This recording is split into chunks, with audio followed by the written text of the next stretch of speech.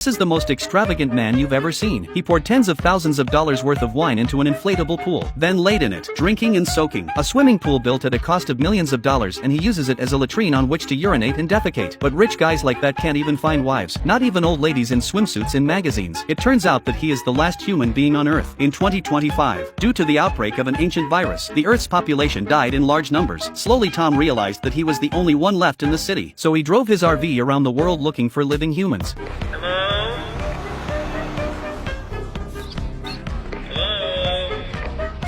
But after searching 224 countries, Tom couldn't find a single living human being. So, after Jack wrote human in New York on a road sign, he drove back home. Since he was the only one left in the world, Tom drove straight to the villa area. He picked a presidential villa for himself and began decorating it. Huge dinosaur fossils were placed on his table. Famous paintings worth billions of dollars were placed next to the toilet bowl. The coffins of Egyptian pharaohs, Van Gogh's self-portraits, Oscar winners, all became part of his personal collection. At night, he wore a Mona Lisa robe and prayed to God asking for a woman. Little did he know, that wish was about to come true. Then Tom began to live a life of self-indulgence. He was out bowling every day, but he soon grew tired of it because he had no one to keep him company. In order to solve the loneliness, Tom learns from the movie Wilderness Survival, draws human faces on the balls, and gives each ball a name, and talks with them every day to solve the loneliness. But he still needed a wife. So, Tom went to a clothing store, planning to take a mannequin home as his wife, but he accidentally got rid of the model's arm, which drove Tom to despair. He slumped to the floor, complaining to God about how miserable his life had become. The next day, Tom went to the countryside